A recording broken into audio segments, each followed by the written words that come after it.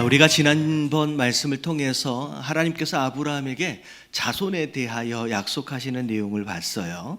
자, 오늘 말씀 7절서부터를 보니까 자손 외에 또 다른 약속 한 가지를 해주시는데 7절을 보니까 나는 이 땅을 내게 주어 소유를 삼게 하려고 라고 이야기를 하십니다. 다시 말하면 땅에 대해서도 약속을 하시는 거죠. 자손이 아무리 많다라고 할지라도 살 땅이 없다라고 한다면 어디에서 살겠습니까? 뭐 유목민처럼 맨날 돌아다닐 수 없고요. 그래서 하나님께서 자손뿐만이 아니라 그 자손들이 살 수 있는 땅까지도 지금 약속하시는 상황이 바로 7절의 말씀입니다. 자, 그랬더니 8절에 아브라함이 약속하시는 하나님을 향하여서 뭐라고 얘기하느냐? 주 여호와여, 내가 이 땅을 소유로 받은 것을 무엇으로 알리까? 라고 얘기하면서 약속을 말씀으로만 좀 하지 마시고 정말 믿어질 만한 뭔가의 증표를 하나를 좀 보여주셔야 되는 거 아닙니까? 라고 요청하는 내용이 오늘 말씀의 시작 부분이에요. 자, 그래서 오늘 전체의 내용은 하나님과 아브라함이 그 약속의 증거로 언약을 맺는 그런 장면들에 대한 내용인데요. 자, 이 말씀을 통하여 믿음이 뭐냐라고 하는 거, 그리고 그 언약 안에 숨겨진 하나님의 은혜를 다시 한번 생각하고 깨닫는 그런 시간이 됐으면 좋겠습니다. 자, 1번 같이 한번 읽어볼게요. 다 같이 시작. 믿음이란 약속을 받아들이는 능력이다. 오늘 말씀을 보면 주목해야 할 부분이 뭐냐면 아브라함하고 하나님과의 대화의 내용입니다. 자, 지난번에 자손에 대한 약속을 했을 때의 아브라함의 반응을 잘 들여다보면, 자, 자손 주겠다. 너로 인하여 네 몸에서 난 자가 네 후손이 되겠다라고 이제 말씀을 하셨죠. 자, 그랬더니 아브라함이 창세기 15장 6절에 뭐라고 나와 있냐면 아브라함이 하나님의 말씀을 뭐 했대요? 믿었대요.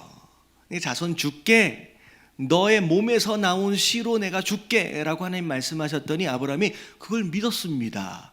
그랬더니 그 뒤에 이를 그의 의로 여기셨대요.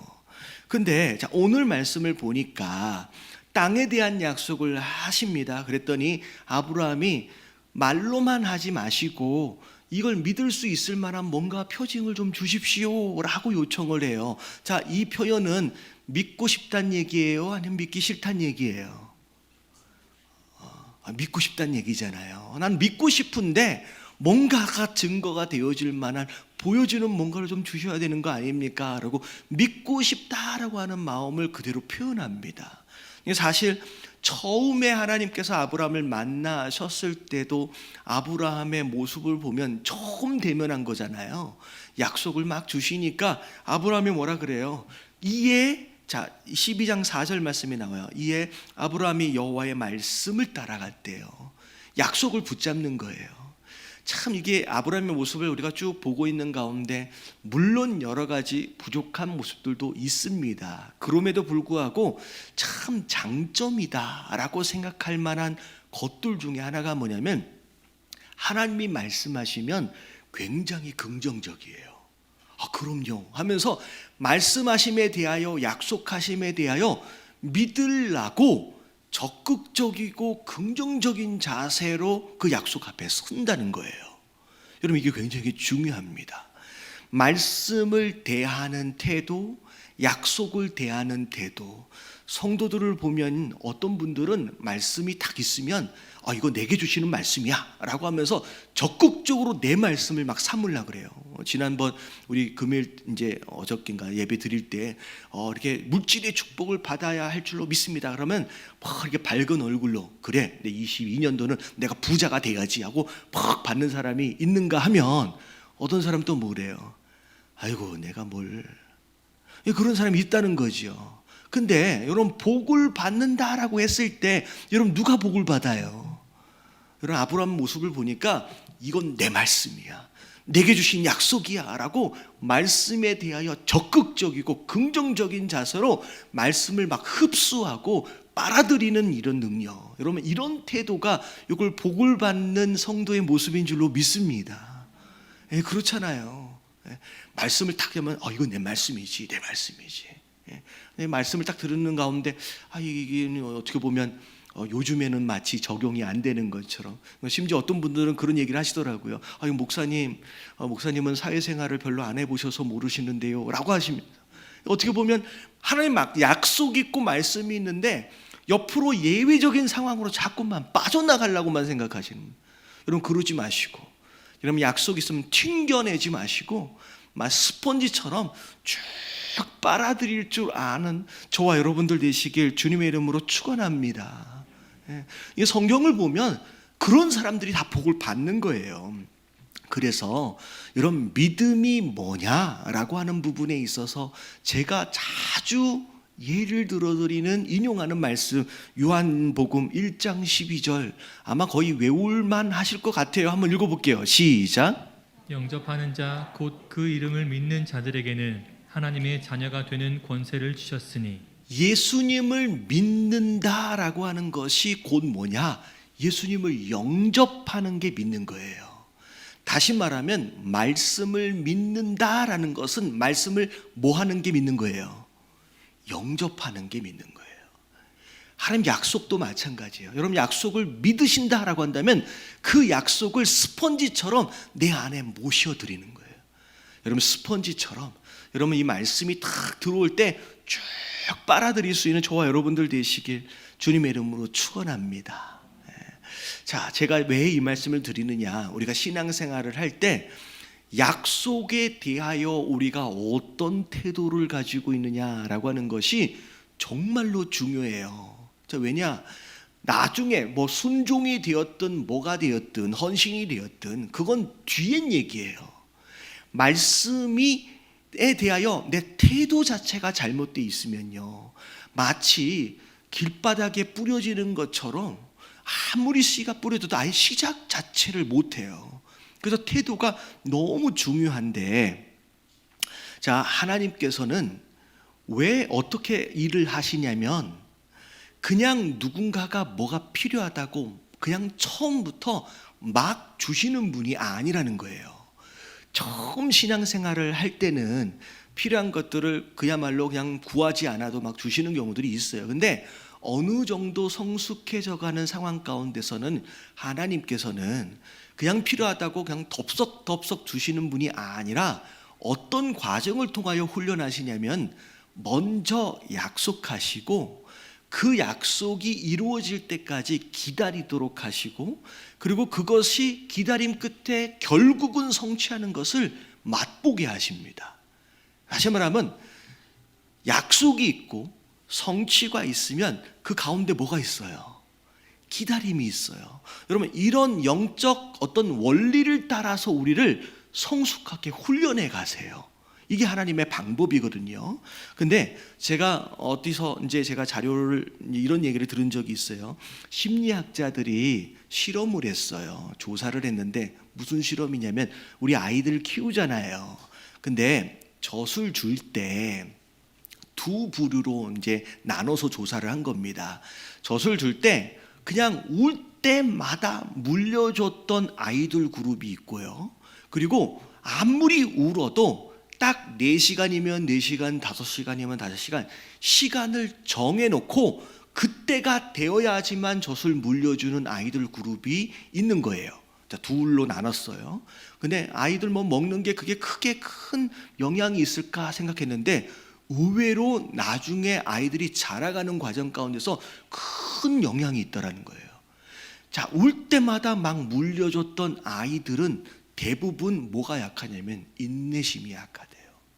기다리질 못한대요. 그리고 자라가면서 뭐가 부족하면 떼를 쓰고 막 억지를 부리고 그런 성격들이 이상하게 많이 나타나더라는 거예요.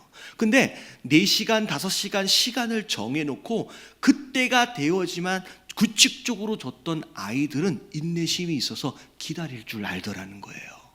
이렇게 기다리면서 뭐가 안 되어지면 이루어질 때까지 참을 줄 아는 그런 아이들로 성장하는 경향이 많더라는 거예요. 자, 여기서 말하고 있는 정해진 때라고 하는 것이 중요한 영적 의미가 있어요. 다시 말하면 하나님께서 우리를 길러 가시는 과정 가운데 약속과 성취의 패턴을 우리 삶 가운데 훈련하시는 거예요. 그 사이 가운데 기다리는 것을 훈련하시고 참고 견디는 것을 훈련하시는 가운데 우리로 하여금 없다고 땡깡 부리고 없다고 떼쓰는 그런 철없는 아이가 아니라 성숙한 아이로 이제 훈련해 가시는 그런 과정들을 우리에게 허락하신다는 거죠.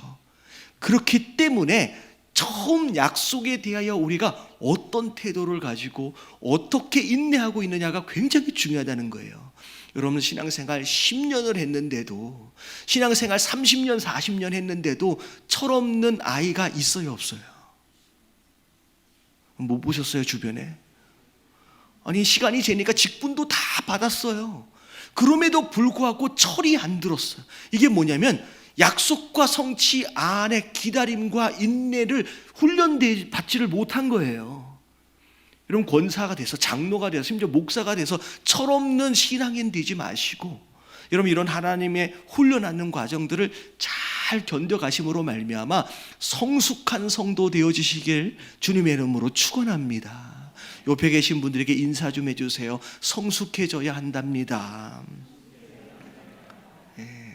자, 그렇기 위해서 제일 첫 번째가 뭐냐면 말씀에 대하여 어떤 태도를 가지고 있느냐. 여러분 아브라함처럼 말씀하시면 예 그렇습니다, 그렇게 될 줄로 믿습니다 하고 딱 받아들이고 참고 견딜 수 있는 저와 여러분들 되시길 주님의 이름으로 축원합니다. 자, 두 번째 2번 같이 한번 읽어볼게요. 다 같이 시작. 아주 작은 것에 대한 소홀함이 큰 문제가 될 수 있다. 자, 아브라함이 요청했어요. 하나님 약속하셨으면 뭐 증표 좀 보여주세요 라고 얘기했더니 자 9절을 보니까 하나님께서 이것저것 준비하라고 말씀하시는데 3년 된 암소, 또 3년 된 암염소, 그리고 3년 된 수양하고 비둘기들을 준비를 하래요. 그럼 이게 뭐냐면 고대 중동에서 약속을 할 때의 어떤 문화라는 거예요. 이게 뭐냐면 중요한 약속일 경우에 짐승을 반으로 쪼갭니다. 그래가지고 이제 10절에 나와 있는 것처럼 중간을 쪼개고 쪼갠 것을 마주보게 만들어요. 그리고 난 다음에 약속을 맺는 두 당사자가 그 가운데 사이를 지나갑니다. 그러니까 짐승이 쪼개진 사체 사이를 지나가는 거예요. 그래서 그게 무엇을 의미하느냐? 야, 너랑 나랑 지금 약속을 하는데 내가 됐든 네가 됐든 둘 중에 한 사람이 이 약속을 파기하면 어떻게 되는 거예요? 쪼개진 이 짐승처럼 죽어야 된다는 얘기예요. 그러니까 정말로 중요한 약속을 할 때에 목숨을 건다라고 하는, 목숨을 걸고서라도 지킨다라고 하는 의미 속에서 자 이렇게 이제 약속을 하는 거지요. 그래서 그것으로 하나님께서 이 아브라함에게 내가 반드시 지킬게라고 하는 그런 표징으로 이걸 보여주시는 거예요. 근데 자 이 약속을 하기 위하여 그 소위 말하면 약속식을 준비하는데 자 큰 것들, 자 소도 그렇고 염소도 그렇고 양도 그렇고 다 쪼갰어요. 다 쪼개서 정돈을 했어요. 근데 10절 말씀의 마지막 부분을 보니까 자 무슨 일이 벌어지냐면 그 새는 뭐 하지 않았대요? 쪼개지 않았대요. 왜 이걸 안 쪼갰을까? 어찌 보면 큰 소나 염소나 양에 비해서 굉장히 작은 것일 수 있을 것 같아요. 어떻게 보면 별볼 없는 것 이것쯤이야 라고 생각해서인지 이것을 굉장히 소홀히 여기고 그냥 이건 괜찮겠지라고 그냥 올려놓기만 한 상황이 벌어졌어요. 근데 별것이 아닐 줄 알았는데 이게 별것이 아닌 게 아니었어요. 그 다음 말씀을 보니까 11절서부터 갑자기 느닷없이 솔개가 나타나서 그 중요한 약속식을 방해하기 시작합니다. 자, 솔개가 그 사체 위에 내려서 막 뭔가를 쪼아 먹으려고 그래요. 이 중요한 순간이거든요. 아브라함 자기 인생뿐만 아니라 자손 대대에 영향을 미치는 이 중요한 약속 시간에서 솔개가 지금 방해를 하는 거예요. 그랬더니 아브라함이 어떻게 해요? 그 솔개를 쫓으려고 정신이 하나도 없습니다. 지금 이 중요한 이 시점에서 솔개 쫓느냐고 정신이 없어요. 저는 이 말씀을 보면서 그러면 솔개가 막 괴롭히고 막 그러면 방해를 하면 이제서라도 좀 이제 그 새를 좀 쪼개서 좀 해버리지 그게 아니라 그냥 계속 이 솔개를 쫓는 상황이 벌어진 거예요. 그래서 12절을 보니까 해가 뉘역뉘역 지어져 갑니다. 자, 어떻게 됐어요? 아브라함이 솔개 쫓느니라고 진을 다 빼버렸어요. 지쳐버렸어요. 힘이 들어서 어떻게 했어요? 그냥 주저앉아서 잠이 드는 상황까지 벌어지는데 이제는 깜깜해져 버렸습니다. 그런 가운데 마음 가운데 뭐가 들어오냐면 큰 흑암과 더불어 두려움이 들어옵니다. 여러분, 하나님과 더불어 축복에 대한 약속을 받는 이 중요한 이 시점 가운데 뭔가 잘못돼 버렸어요. 여러분, 뭐가 발단이에요? 뭐가 문제예요? 여러분, 큰 소도 아니었어요. 중간 정도 되어지는 염소나 양이 아니라 정말 별 볼 일 없어 보는 작은 새 한 마리를 쪼개지 않는 것으로 인하여 이 중요한 이 언약 시기, 이 약속의 이 시기, 이게 완전히 망가져 버리는 상황이 벌어진 거라는 거예요. 제가 이 말씀을 준비하면서 문득 떠오르는 예가 하나가 있었는데 조금 이게 뭐랄까요, 이제 방향은 좀 다르다라고 생각이 되어지는데, 예수님의 예 가운데 슬기로운 다섯 처녀가 있고 미련한 다섯 처녀가 있어요. 슬기로운 다섯 처녀는 뭘 준비했어요? 등과 기름을 다 준비했습니다. 근데 이게 미련한 다섯 처녀는 등만 준비했어요. 자, 기름을 왜 준비하지 않았을까요? 왜 미련한 다섯 처녀는 기름을 준비하지 않았을까요? 여러분, 등을 준비한 자로서 불을 켜려면 당연히 기름이 필요하다는 걸 알았을 거예요. 모르는 자는 아니죠. 알았을 텐데 왜 준비하지 않았을까라고 곰곰이 생각해 보니까 첫 번째는 일단 등은 준비했는지 안 했는지 겉으로 보여요. 근데 기름은 준비했는지 안 했는지 누구만 알아요? 자기만 알아요. 이게 보이지 않는 거예요. 이게 보이지 않으니까 이건 나중에 준비해도 그런 마음이 있는 거죠. 그리고 두 번째가 뭐냐면 언제든지 내가 마음만 먹으면 금방이라도 뭐 해올 수 있다? 사올 수 있다 라고 생각하는 가운데 미루다 그 등 기름이 준비되지 않은 상태에서 계속 가는 거예요 지금. 자, 우리도 마찬가지일 수 있어요. 마치 소나 양이나 염소처럼 큼직큼직한 거, 눈에 막 보이는 거, 이런 것들에 대해서는 당연히 준비해야지라고 나름 최선을 다합니다. 보여지는 거니까, 큰 거니까. 근데 작은 거, 마치 새처럼 별거 아닌 것 같고 언젠가 막 기름 준비하는 것처럼 언젠가 금방이라도 뭐 할 수 있을 것 같고, 그런 것들에 대하여서는 우리가 굉장히 소홀히 여기는 경우들이 있고 또 미루는 경우들이 있다는 거예요. 근데 이 열처녀 비유를 보면 작게 여겼던 별것이 아닌 것처럼 생각해서 미뤘던 그것이 정말로 중요한 것이었거든요. 사실 오늘 이 제사를 드리는 이 상황도 마찬가지예요. 소 때문에 문제가 생긴 게 아니라 작은 새 때문에 문제가 생겼어요. 우리도 마찬가지예요. 이거 별거 아닌데, 작은 거니까, 잘 안 보이니까 라고 하는 것으로, 나중에 내가 마음만 먹으면 뭐 언제든지 준비할 수 있어 라고 하는 것으로 미룬 것으로 말미암아 평생 우리 신앙생활에 발목을 잡는 경우들이 많다라는 거예요. 여러분, 작은 것을 소홀히 여기지 마시길 주님의 이름으로 축원합니다. 여러분, 오늘 말씀을 들으니까 하나님이 어마어마한 축복을 해주시려고 지금 준비하고 계시는데, 자 13절에 보니까 축복을 받기는 받는데 이상하게 받아요. 좀 아쉬워요. 13절에 어떻게 돼요? 자, 내 자손이 이방에서 객이 된대요. 아니, 땅 준다 그랬는데 갑자기 이방에 객이 된대요. 심지어 그들을 섬기게 된대요. 그들은 400년 동안 내 자손을 괴롭게 한대요. 뭐에 대한 내용이에요? 애굽에서, 이집트에서 400여 년 동안 노예 생활하고 종살이 할 것에 대한 내용이 여기서 시작이 됩니다. 여기서 나오는 거예요. 별것이 아닌 그 새 몇 마리, 그 쪼개지 않은 것으로 인하여서 축복을 누리기는 하지만 이 아쉬움을 남긴다는 거예요. 여러분 신앙생활 안에서 큰 것들을 잘 챙기고 하는 것도 중요합니다. 마치 등이 있어야 되는 건 맞아요. 근데 나중에라도 아니면 별것 아닌데 라고 생각하는 그게 오히려 더 중요한 것일 수 있다라는 거 여러분 기억하시면서 작은 것이라도 여러분 소홀히 여기지 않는 저와 여러분들 되시길 주님의 이름으로 축원합니다.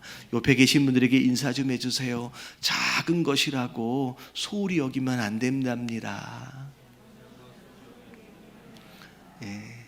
여러분 마지막 세 번째, 어찌 보면 이게 제일 중요할 것 같은데 같이 한번 읽어봅니다. 시작. 하나님의 은혜로 우리의 모든 연약함을 덮어주신다. 자, 아브라함이 이 언약식을 준비하는데 실수했어요. 그랬더니 하나님께서 야 너는 안 되겠다 라고 무효라고 하셨으면 어떨 뻔했냐는 거죠. 근데 정말로 감사하게 비록 이제 400여 년 동안의 종살이를 말씀하시기는 했지만 또 그것에 대한 의미를 제가 다음 주에 또 말씀을 드리도록 하겠습니다. 근데 그렇기는 하지만 14절서부터를 보면 참 하나님의 은혜로 그 모든 것들을 다시 또 축복으로 바꿔주시는 내용이 나옵니다. 그들이 섬기는 나라를 내가 뭐 하시겠대요? 징벌하시겠대요.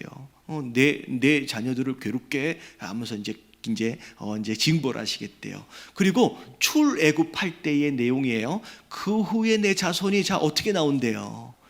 큰 재물을 이끌고 나온대요. 부자가 돼서 나오게끔 하나님께서 약속하십니다. 그리고 나서 너는 장수할 것이고 그리고 편안히 조상에게로 돌아갈 것이다 라고 말씀하세요. 그리고 내 자손이 4대 만에 이 땅으로 돌아올 것이다 라고 하나님께서 계획을 말씀하십니다. 그래서 이 4대가 나중에 보면 400여 년 정도 시간이 돼요. 아모리 족속의 죄악이 아직 가득 차지 아니하심이라. 수백 년 뒤의 역사적 상황을 이미 하나님께서는 계획 안에 넣고 계신다는 거죠. 그런 가운데 결국 이제 하나님께서 아브라함과 또 그의 자손들을 축복하시기로 이제 결단하세요. 그리고 나서 17절의 말씀을 보니까 마지막 말씀이었어요. 해가 져서 어두워졌어요. 아브라함이 나름 준비했어요. 비록 부족하긴 하지만 연기 나는 화로가 보입니다. 그런 가운데 거기에서 타는 횃불이 등장을 해요. 여러분 이 횃불이 누구냐면 하나님이에요. 그 하나님 횃불로 하나님께서 쪼갠 고기 사이로 지나가십니다. 그래서 여기에서 약속이 이루어져요. 근데 제가 앞에 말씀을 드렸잖아요. 약속을 맺을 때 쪼개진 고기 사이로 누가 지나가야 돼요? 약속을 맺는 당사자 두 사람이 같이 지나가야 돼요. 근데 오늘 말씀을 보니까 쪼개진 고기 사이로 누구만 지나가세요? 이 횃불 하나님만 지나가세요. 하나님께서 아브라함 보고 야 너도 지나가야지 라고 말씀하시지도 않아요. 그냥 하나님만 지나가심으로 이 약속이 딱 이루어집니다. 성취가 돼요.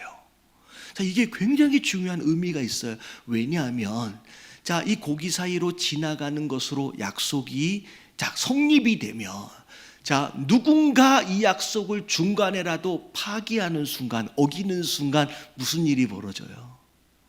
죽어야 돼요. 하나님은요, 우리가 아브라함이 이 약속을 지킬 만한 능력이 있는 걸 없는 걸 아시는 거예요. 아브라함 네가 이 고기 사이를 지나가면 어떻게 돼요? 이 약속이 깨지는 순간 넌 죽어야 되는 거예요. 그 후손들이 죽어야 되는 거예요. 하나님이 오히려 너는 건너지 마. 누구만 건너시는 거예요? 나 하나님만 건너겠다는 거예요.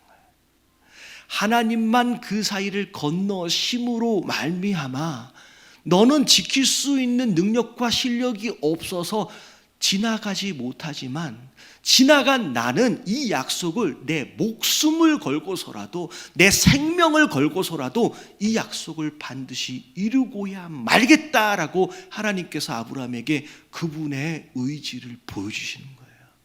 여러분 이게 은혜인 줄로 믿습니다. 우리는 지킬 수가 없어요. 잘 생각해 보세요. 한 해 동안 살아왔어요. 우리가 연말 연시 송구 영신 예배 때 하나님과 얼마나 많은 약속들을 했습니까? 그 중에 몇 개나 지키셨어요? 오히려 지키지 못한 약속이 더 많을지 모릅니다. 이게 우리예요. 우리는 약속을 지킬 만한 능력이 없어요. 근데 하나님은 다 아시는 거예요. 그래서 말씀하시는 게 뭐냐? 내가 지나갈게.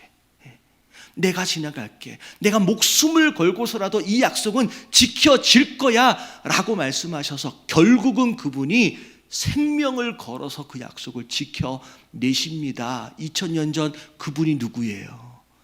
예수님이에요. 예수님, 하나님 그분 스스로 그분의 생명을 내어주시기까지 하시면서 그분이 그 약속을 지켜내신 거예요. 그래서 로마서 5장 8절 말씀을 읽어보면, 자, 다 같이 한번 읽어봅니다. 다 같이 시작. 우리가 아직 죄인 되었을 때에 그리스도께서 우리를 위하여 죽으심으로 하나님께서 우리에 대한 자기의 사랑을 확증하셨느니라. 우리가 아직 죄인 되었을 때에 라고 하는 이 표현은 우리가 그동안 약속을 지켰다 못 지켰다, 지키지 못한 상태로 그냥 있는 거예요. 그럼에도 불구하고 하나님은 우리를 위하여 죽어주셨대요. 왜? 이 아브라함과의 약속을 지켜내기 위해서 목숨을 걸겠다라고 하나님께서 각오하셨잖아요. 그래서 예수님의 생명을 내어주시기까지 하시면서 그분이 우리를 얼마나 사랑하시는지를 확실하게 증명하셨다라고 하는 게 확증이에요. 여러분 깨달아지시길 주님의 이름으로 축원합니다. 그게 하나님의 사랑이고 은혜라는 거죠. 그래서 여러분 이 장면을 더 이상 약속이라고 하지 않고 뭐라고 부르는지 아세요? 언약이라고 불러요. 왜 이걸 약속이라고 얘기하지 않고 언약이라고 부르냐면, 여러분 약속은 서로 맺는 쌍방이 서로 지킬 수 있는 능력이 있을 때 성립이 되는 게 약속이에요. 근데 우리는 그럴 수가 없기 때문에 하나님께서 본인이 그 약속을 목숨을 걸고 지키실 것을 각오하시면서 약속이 아닌 언약이라고 말씀하시는데, 이게 어떤 의미라고 생각하시면, 손을 맞잡는 경우에는 어느 한쪽이 손을 놔버리면 이게 놔줘버리잖아요. 근데 이게 약속이에요. 근데 하나님과 우리가 손 맞잡음은 어떤 상태냐면 이렇게 맞잡으신 거예요. 중간에 내가 시험 들어서, 중간에 내가 좌절해서, 중간에 내가 어찌 해서 내가 손을 놓는다라고 할지라도 그분은 목숨을 걸고 내 손을 놓지 않기로 결단하신 것. 그래서 이걸 약속이라고 안 하고 언약이라고 부르는 거예요. 여러분 우리가 그 언약 안에 있는 줄로 믿습니다. 솔직히 약속이라고 한다면 우리가 얼마나 그 약속들을 많이 깼습니까? 우리는 이 자리에 있을 만한 자격이 없는 자예요. 근데 하나님이 언약을 맺어주셨어요. 그래서 그렇게 넘어지고 자빠지기를 수십 번 수백 번 했었음에도 불구하고 우리가 이 자리에서 아버지 하나님이라고 찬양하고 부를 수 있는 이유가 뭐냐면 우리를 놓지 않으신 그 은혜가 사랑 때문이다라는 거 여러분 기억하실 수 있는 저와 여러분들 되시길 주님의 이름으로 축원합니다. 그래서 여러분 송구영신 예배까지 남아있는데 이 한 해를 정리하실 때 하나님 지키지 못한 것 하나님 죄송합니다. 하지만 그럼에도 불구하고 끝까지 나를 포기하지 않으시고 잡아주신 거 너무 감사합니다 라고 여러분 감사하시고, 그리고 내년을 좀 준비할 때는 10가지 중에 한 8가지 지키지 못했으면 내년에는 한 2가지 정도 좀 더 지켜서 조금이라도 성장하고 성숙할 수 있는 그런 저와 여러분들 되어지시길 주님의 이름으로 축원합니다.